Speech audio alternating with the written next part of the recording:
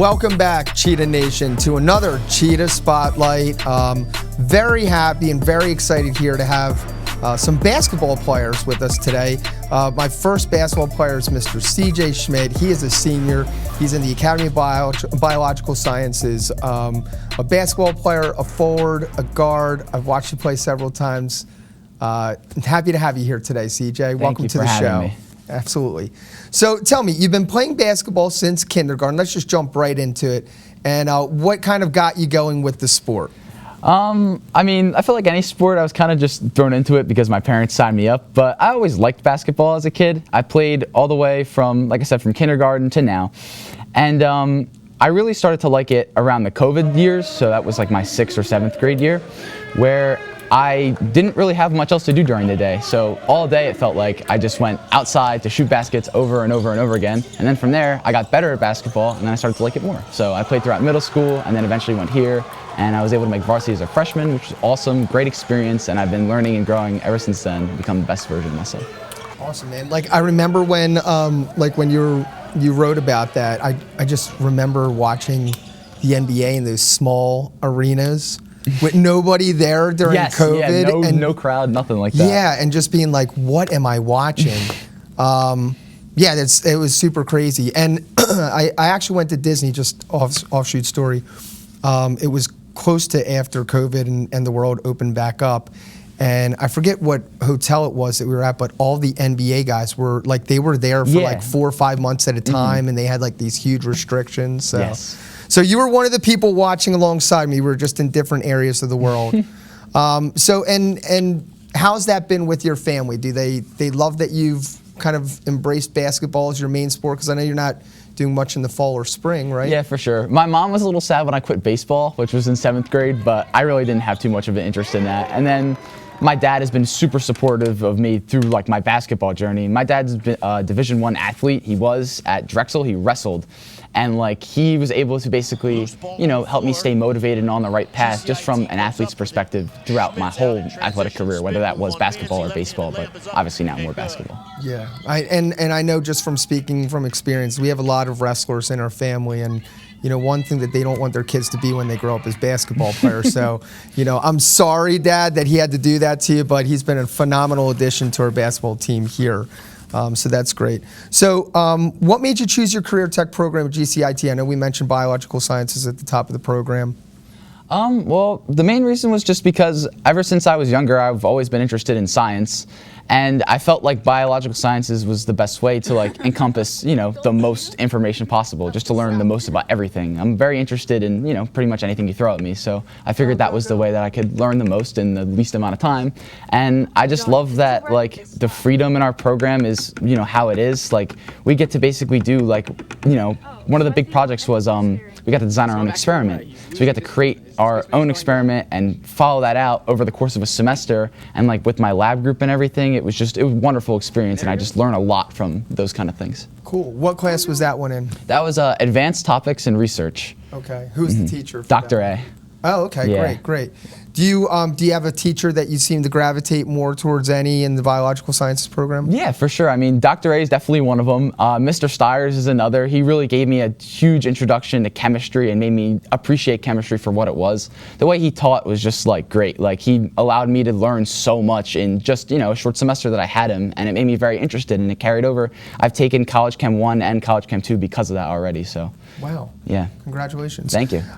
So did you have a career goal in mind when you were coming to GCIT, or is that kind of developed since you've been here? More so developed. When I came here, I really had no idea what I wanted to do, but as I've got older and more into it, I've decided that I'm going to attend college for nursing, and then with that, hopefully I plan to be a nurse anesthetist one day and be able to, help as many people as possible through the administering of anesthesia to patients. Yeah, I mean, we've known each other for all of 5 minutes. I can already tell you're going to be a standout in your field, just as you've been a standout here, man.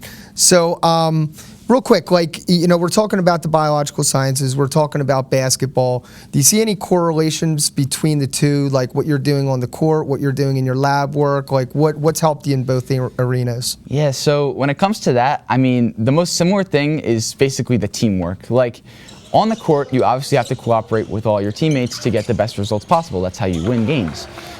In the same thing in the research setting, I mean, with your lab group, you have to all communicate, you have to all be on the same page for your experiment to go well or go correctly.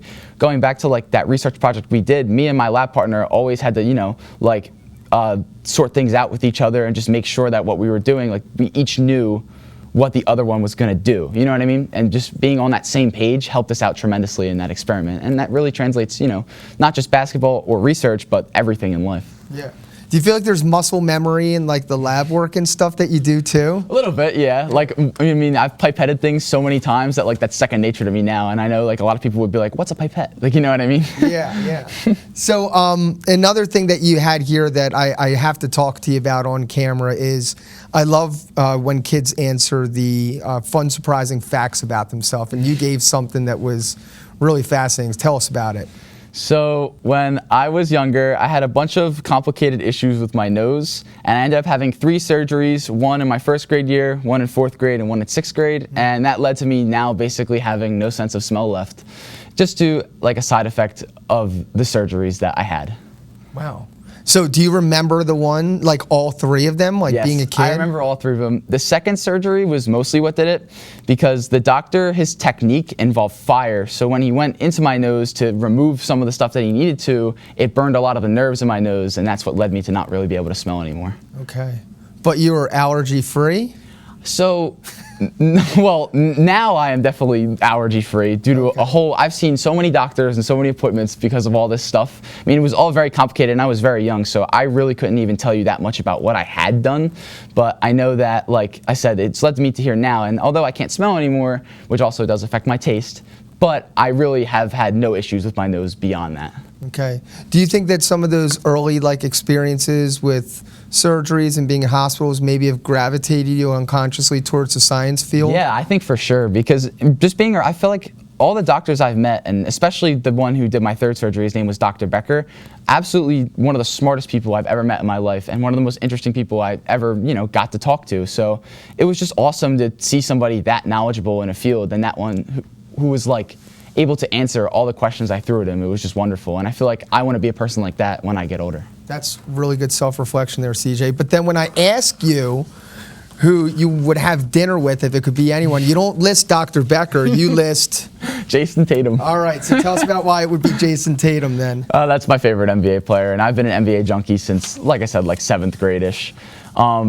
I mean, I'm a Celtics fan through and through. I've been a Celtics fan my whole life, and you know what I mean? Them winning the championship was like the coolest thing I ever got to experience. Yep. And I said I would have dinner with Jason Tatum just because he seems like a cool guy and would be very interesting to talk to. And he's just like a role model for me. Like, I love watching him play, so I try to translate, you know, what he does onto the basketball court for myself. Very cool. You think you'd be able to hold like a good conversation with him, Yeah, or would you get all fanboy and start stumbling over your words? I think I could hold a good conversation. What do you guys think you would eat if you were going to order something? Cheesesteaks. Cheesesteak. We would get cheesesteaks. I'd show him a good Philly cheesesteak because I don't know if he's ever had one, but All right. you know what I mean? That would be a tremendous, that's my favorite food in the world. Yeah. What do you think about the 76ers outlook this year? I hear they're going to be pretty good. I don't know. We'll see.